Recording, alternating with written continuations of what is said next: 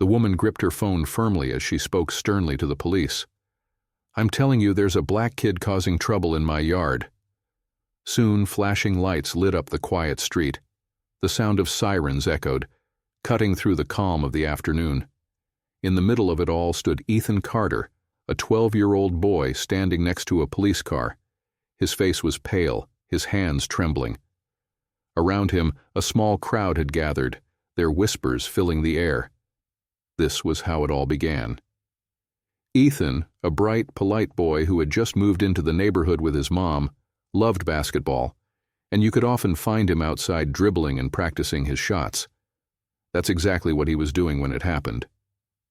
The basketball bounced out of his driveway and rolled across the street. Ethan followed it, laughing as it came to a stop in a neighbor's yard. It wasn't a big deal, or at least that's what he thought. He walked to the edge of the yard and called out, "Hello?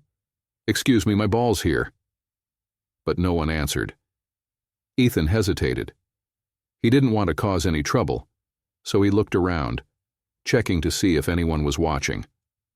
When no one came out, he stepped into the yard to grab his ball. What Ethan didn't know was that someone was watching. Karen Thompson stood at her window, her eyes fixed on him. To her, it wasn't just a boy getting a ball, it was something else entirely. Karen frowned, her mind racing with assumptions. Who is this kid? She thought. Why is he in my yard? Without waiting to find out, she picked up her phone and dialed. "Hello, police. There's a black kid causing trouble in my yard," she said, her voice steady but sharp. He looked suspicious. "Can you send someone right away?" By the time Ethan picked up his ball and started walking back, he heard something that made him stop. Sirens, loud and close. Ethan turned and saw a patrol car pulling up. 2 officers stepped out, their faces serious. For a moment, he didn't understand what was happening. Why were they here? The officers walked up to him, their voices calm but firm. "What are you doing here, son?" one of them asked. Ethan clutched his basketball tighter. I just came to get my ball," he said softly. Before he could say more, Karen stepped outside. She pointed at him, her voice louder now. "That's him! He's been snooping around here all day. I don't care what he says. That boy doesn't belong in this neighborhood."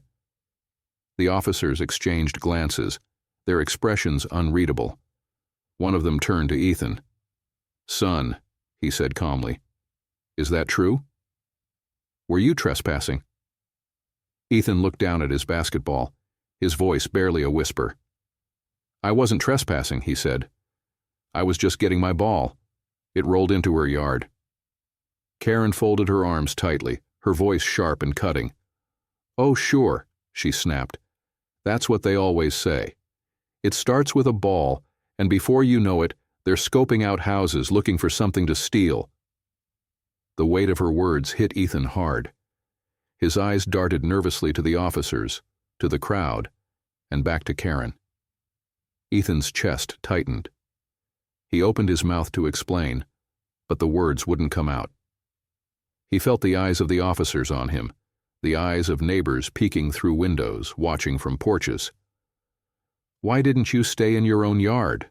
the officer asked. Ethan blinked, confused by the question. He felt the weight of every gaze on him, waiting for him to say the wrong thing. Karen folded her arms, her face smug. "I told you," she said to the officers. "I knew he was up to something." But Ethan wasn't up to anything. He was just a boy with a basketball, and now he was being treated like a criminal. The officer, unsure of what to do but pressured by Karen's insistence, made a choice. He told Ethan he would need to come with him for questioning. Ethan didn't resist. He didn't argue. But his voice shook as he asked for one thing. "Can I call my mom?" What Karen didn't know, what the officer didn't know, was that Ethan's mother wasn't just any parent. She was Governor Lisa Carter, the most powerful woman in the state. The phone rang in her office, and when she picked up, Ethan's trembling voice told her everything she needed to know. She didn't hesitate. She made one call, then another, and within minutes, her convoy was speeding toward the neighborhood. The sirens began. Not one, not two, but a whole fleet of black SUVs barreled down the street, lights flashing, engines roaring. Karen turned to look, her face twisting in confusion. She had no idea what was coming, and she was about to find out. Do you enjoy this story? Tell us where you're watching from and subscribe to the channel for more. Karen Thompson, still standing near her yard, turned toward the sound. Confusion flickered across her face. What could this be? Why so many vehicles? And who were they here for? As the convoy rolled to a stop, the doors swung open, and out stepped Governor Lisa Carter. She didn't rush. She didn't hesitate. Her presence alone demanded attention. Everyone knew who she was, but imagine Karen's shock. She thought she was dealing with a simple case of trespassing. How could she have known that the boy she accused was the son of the state's most powerful woman? Lisa's gaze swept over everyone, the officers, the neighbors, Karen, and then stopped on Ethan. She studied him for a moment, her expression unreadable. Finally she spoke, her voice calm, but carrying an edge that cut through the tension like a knife. What's happening here? The officers hesitated. One of them cleared his throat, glancing nervously at Karen. Governor Carter, he said respectfully, we were called here for a report of suspicious activity. This young man was seen on private property. Lisa raised an eyebrow, her attention shifting to Karen. And you made this report? She asked. Karen, still struggling to regain her composure, nodded quickly. Yes, she said, her voice quieter than before. I saw him in my yard. I didn't know who he was or what he was doing, so I called the police. I thought it was the right thing to do. Lisa didn't respond immediately. She let the silence hang in the air, her eyes never leaving Karen. Then she turned back to the officers and said, This is Ethan Carter, my son. And what evidence do you have to suggest he was doing anything suspicious? She asked. The officers glanced at each other again, clearly uncomfortable. Lisa's gaze softened slightly as she looked at Ethan. She gave him a small nod before turning back to Karen. So, she said slowly, a 12-year-old boy retrieves a basketball, and your first instinct is to call the police? Karen sputtered, her hands tightening into fists. I didn't know who he was, she said defensively. He could have been anyone. And kids like him, they don't just wander into yards without a reason. Lisa's expression didn't change, but her voice dropped lower, sharper. Kids like him? She repeated. What exactly does that mean? The tension in the air thickened. Neighbors looked at each other uneasily, the weight of Lisa's words sinking in. Karen stammered, her earlier confidence now completely gone. Lisa stepped closer, her voice calm but commanding. Let me be very clear, she said. You called the police on a child. You accused him without evidence, and now you stand here trying to justify it with assumptions that say far more about you than they do about him. You should be arrested. The crowd stood in stunned silence, the truth of the moment sinking in. Click on the subscribe button if you believe justice should never depend on the color of your skin. Lisa turned to the officers. I want this resolved, she said firmly, and I want it done the right way. My son deserves better than this. The officers nodded quickly, their professionalism returning. Karen, feeling ashamed, replied, I'm sorry, Governor Carter. Lisa stood, turning back to the officer and Karen. Her voice was steady, deliberate. This isn't just about my son, she said. This is about every child who's been made to feel like they don't belong, every parent who's had to wonder if their child will make it home safely. The crowd that had gathered watched in silence.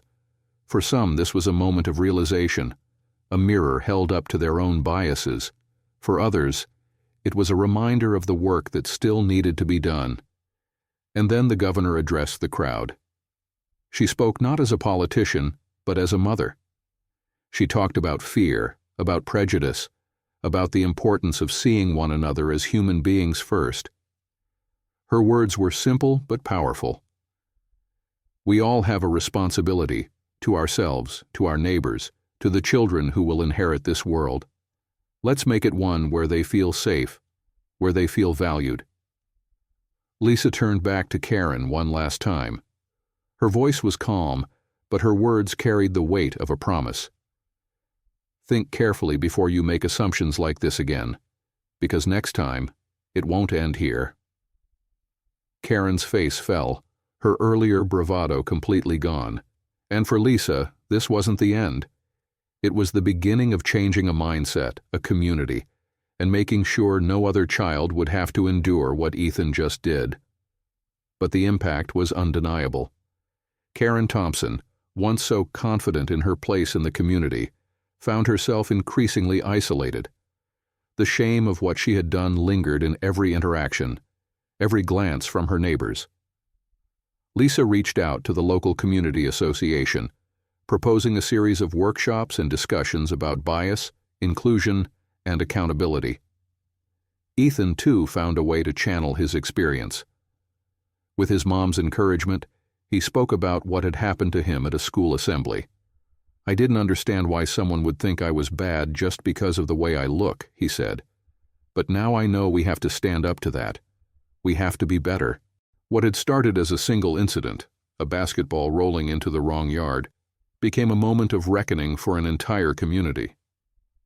Karen Thompson learned a painful lesson about the consequences of her actions, one that would stay with her long after the flashing lights and whispers faded. And Lisa Carter. She continued to fight, not just as a governor, but as a mother, a neighbor, and a voice for those who often went unheard.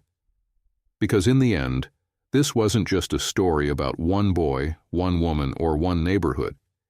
It was a story about the power of truth, the courage to confront our assumptions, and the hope that together we can create a world where everyone truly belongs.